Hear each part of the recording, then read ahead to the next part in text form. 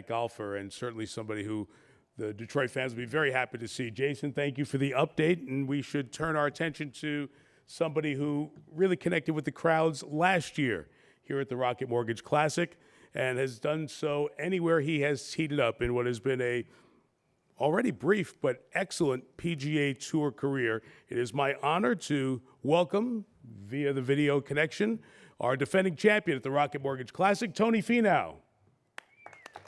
Hey, Mike. How you guys doing? Good morning, Tony. Good morning. It is great to have you with us, man. We so look forward to having you back here at Detroit Golf Club. There's a good group on hand that's ready to go out there and try to take it deep under par in the pro in their event today, as you did in the tournament last year. Let me just ask you in general about the experience last year for you here in Detroit and finding not only the tournament but the connection with the fans. What was it like as you reflect now 11 months ago? Yeah, it was unbelievable. I had so much fan support from the 313. I heard so many great chants of my name, throughout the whole week, really, not just in the final round, throughout the whole week. And just so many great memories. I really look forward to just being back and connecting with all the fans there and being a part of this tournament for many years to come. And I'm just excited to get back this year. And you went back to back too, Tony, which we always talk about. Those of us who sit in the tower and don't know what the hell we're talking about, we always say how tough it is to repeat on tour, how hard it is to go back to back because a win is draining and it takes a lot of emotion. But you were able to go back to back. What gave you the opportunity and then the ability to do that last year? Yeah, well, I think the first thing right out of the gate is I don't drink alcohol, so I wasn't partying, so I was sober going into Detroit. So that's probably a good start. But no, obviously I was playing well coming off 3M, and my attention, I was just very focused. I knew I was playing well, and I didn't finish the way I wanted to at that golf tournament, so I wanted to turn my attention to the Rocket Mortgage and put together another good tournament, and I was able to do that and get the win. And I was so proud to win at that golf course. It has so much history, so many great members. It's a place that I'll remember really forever. And I was happy to go back to back there in Detroit. Tony, what I love about you is you have the ability to compete in different types of golf tournaments. If the score is 4 or 5 or 6 under par, you can find yourself in contention. Or a place like here where you have to make a lot of birdies, you are able to make the mental shift and just get very aggressive on the golf course. Can you just take us through how, when you're in a tournament where you have to make a lot of birdies, how do you stay patient yet pounce when you get the opportunities? Yeah, I think, last year, fortunately, I think, I finished at 26 under par. It's the lowest score to par I've ever had in my career, over 72 holes.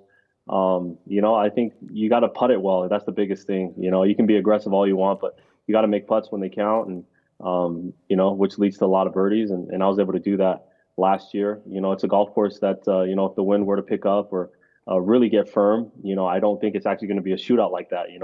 It's got some tricky holes to it, and some tricky spots you can find yourself in. So we'll see how it plays this year. But last year I was able to take advantage and make a lot of birdies. Well, we can give you a little warning, a little heads up, chance to play firm already because it has been warmer than normal through late May and early June here. So by the time you get here in 3 weeks, we may have a fast, firm golf course for you. I've got one more for you. Then I'm going to ask some of my peers, my colleagues here in the media to take a shot and ask you a few questions. Your family became such a story as we watched you win back-to-back last year, close out a great year. But then everybody got to know you and your family through the Netflix documentary, probably in a different way. I don't care about you. What does your family hear from the people around about being stars in that documentary? Because I'm sure they get recognized more than ever before now. Yeah, no question. My wife and my oldest son are celebrities now.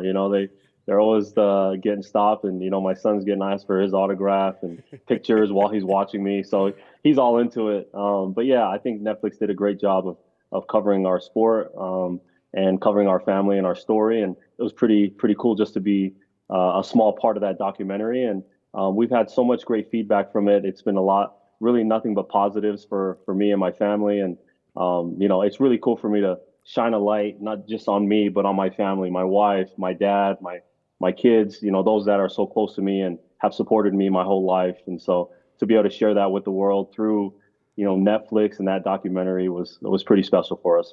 Well, a lot of folks got to see what those of us who cover the tour from time to time get to see is what a well-liked, popular individual you are and how your family does really make it a team event in an individual sport when it's Team Finau. Okay, there's microphones here, so we're going to ask folks to raise their hand and ask a couple of questions.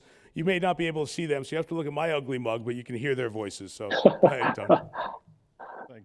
Thanks, Tony. Appreciate you doing this. Matt Charbonneau from the Detroit News. Mike mentioned the back-to-back wins last year. What did the win here do for you in terms of kind of like a springboard into you win again in the fall? You won here a few weeks ago. Did that week here and those 2 weeks in particular kind of create that momentum for you? Is that something that you feel benefited you moving forward? Yeah, great question. There's no doubt, that the win at the Rocket Mortgage propelled me into a couple more wins, since then. And I would say, the main reason is going back to back is hard. And then the way I was able to play in Detroit, with some great players chasing me down the stretch and being able to close out the golf tournament the way I did just gave me a lot of confidence that I can play at a high level and close out golf tournaments when I need to. And so I would credit these last two wins to the confidence that I built right there at Detroit Golf Club. And that's why I really look forward to being back there, not only this year, but for many years to come. Thank you, Tony. Thank you, Matt. Matt's question was great. My four stunk, apparently. Thanks, pal. Go ahead. Tony, Tom Lang from Michigan Golf Journal magazine. It's safe to assume you like this course. Obviously, you played very well here. What are some of the things you really like about it? What are some challenging areas, and what other things do your contemporaries on the tour say about Detroit Golf Club? Yeah, I haven't talked to anyone who's played it more than once that doesn't like the golf course. I think the final stretch is a great closing stretch. You got from 15 to 18, or really from 14 to 18, I think is an amazing stretch of golf. And you gotta play well down the stretch to win the golf tournament. Number 18, I think, is one of the better closing holes we have on the PGA Tour. You got to drive it straight, and then you got to hit a great second shot into that green. And so I just think the closing stretch is what it's all about. Right out of the gate, you're probably going to have a good look for birdie on one, and then you've got a tough hole on two. A great par. The par threes, I think, are probably the stars of the show there at Detroit Golf Club. None of them are really that long, but the greens are really tricky, and it's just hard to hit it close. So it's a golf course, as you said, that I do really enjoy. And the consensus on tour is that a lot of guys that I talk to, anyone that's played it more than once, absolutely love that place. Very cool. One more question, Bill? Hang on, go ahead, Bill. It's on now. Tony, Bill Hobson from Michigan Golf Live, and I know that champions respect champions. Yesterday, we watched a young lady make history, Rose Zhang, in her first ever tournament, going out and winning. So 2 questions. What do you remember about your first ever tournament on tour, and what are your thoughts about what she accomplished? Yeah, well, I'll go with what she accomplished first because it's so fresh. Rose Zhang is unbelievable. I met her for the first time at Augusta National this year, right after she won the Augusta National Women's Amateur Championship. And she's an amazing young lady off the golf course. It's very nice. And obviously on the golf course, she's just a killer. I think we're gonna be watching someone that is going to take the women's game by storm, almost like a Tiger Woods type figure, and just an amazing person and golfer all the way around. So I look forward to watching her career unfold. As far as me, I as a PGA Tour member, I played my first tournament in 2014, and I was able to finish 12th. I tied for 12th in Napa, and I think that rocketed my career into what it is today. I was able to gain the confidence that I can play some good golf out here. And I think when I was playing early in my career, that start I think was very important for me. In my first 4 or 5 starts, I had a couple top 10s and a couple top 15s, and I think that propelled me to have the confidence that you see kind of where my game is at today.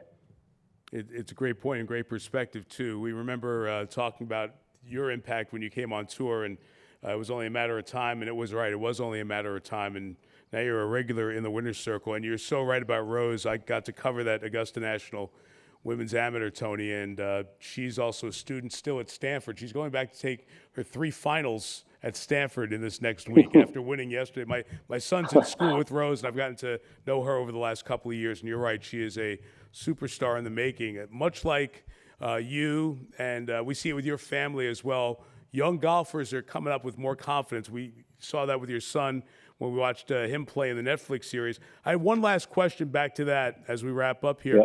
Yep. When you arrived back home, that was to me maybe one of the best videos from the Netflix series of watching your family and that massive welcome back as a winner. Like you were a team winning a national championship. How many family members were there? And did you know everyone's name? Yeah, no, there were a lot of family members there. There was over 60 family members there. All had posters and signs, and but that's that's what it's all about. I was raised in this type of culture. The Polynesian culture is one of family, of love, respect, and then to be able to again show that firsthand through the documentary, for them to be able to film that was just awesome. But it's authentic. Those are my relatives that have supported me since I was a kid. It takes a village, as they say, and that couldn't be any more the truth in my scenario in my life. So I've had so many people support me, and it's so cool to be able to show that to the world. Well, you said you could name them all, about 60 family members. There's one who you didn't catch, so hang on a second. People have been wondering what this thing covered up is here. This is the other family member who didn't make it. This is Little T. Can you see Little T there, Tone? I can see him. There it Wow. is. It is the Tony Finau bobblehead. It says 2022 champions. Got the Rocket trophy on the back end here. I was going to call him Little T, but Jason came up with a good point. It's not an Oscar. It's not an Emmy. It's a Tony. So there you go. I love it. Jason gets the laughs for that. I love that. Yeah, seriously. Have you been a bobblehead before? Is this a first for you? I've never been a bobblehead, and I'll say with me next to you, it makes you look a lot better. Thank you. Thank you. I appreciate it. Yeah. It's quite flattering. It's quite flattering, really. Just I've never been a bobblehead, so that's pretty cool. It's quite a moment for me. I've never shown somebody their own bobblehead for the first time, so we can share this moment. There's cool news about the bobblehead, other than the photo op that you're all getting here.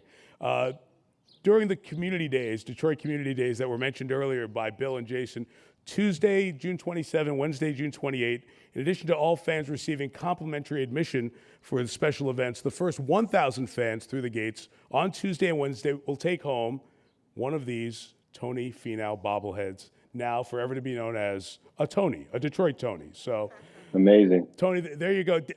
We got to make sure you get one too, by the way. And will you sign my bobblehead, please? Of course, Mike. Okay. Whatever you want. Thank you. Actually, this one is not mine. I have to give it away here. So hang on a second. Let me not screw up the giveaway. We have our guest here received a golden ticket when you came in. So all you golden ticket holders, you don't have to look. We picked out the one that's going to win. And this secret drawing that some accounting firm confirmed was done on the up and up. Ticket 262, Adam Bullis from Fox 2. Adam, you have won a Tony. Congratulations. And if you're here during tournament week, I'm sure Tony will sign your Tony for you. So more than happy to. He is very fired up over there. So, hey Tony, thanks for joining us. We cannot wait to see you here in a couple of weeks. We wish you all the best. I know there's a little tournament at LA Country Club North, U.S. Open, coming up in a couple of weeks.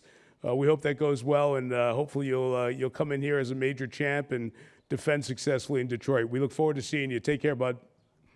Thanks so much. I look forward to coming back. Thanks, Mike. Tony Finau, ladies and gentlemen. And Adam, congratulations on your Tony. We'll leave it here for safekeeping.